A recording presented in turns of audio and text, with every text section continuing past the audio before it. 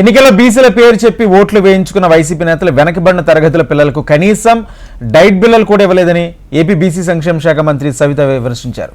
కడప జిల్లా జమ్మలమడుగులోని బాలిక BC welfare hostel, Mahatma Jyotirao Phule బాలుర హాస్టల్ను మంత్రి పరిశీలించారు.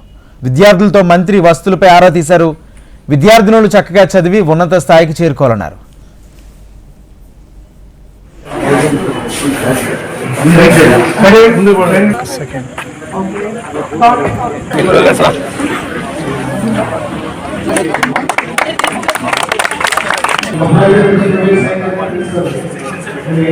మంచిగా ఈ ఏరియాలో బాగా పిల్లలు చదువుకోవడానికి మంచి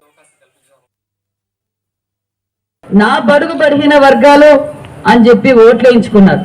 ఓట్లేయించుకున్న చోట బడుగు బడిగిన వర్గాల పిల్లలు చదువుకుంటున్నారు.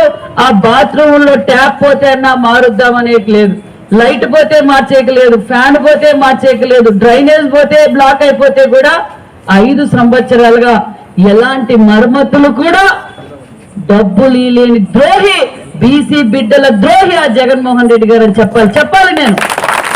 ఎందుకంటే నేను తిరిగాను, ఎక్కడ పోయినా ప్రిన్సిపల్స్ ని ఈడీలు అడిగితే మేడం మేము ఏం చేయమంటారు మేడం, డైట్ బిల్లు కూడా ఇవ్వలేదు, 11 నెలలు ఆ 11 డైట్ బిల్లు కూడా ఇవ్వలేదు మేడం, మేము ఏం చేయాలా అన్నారు.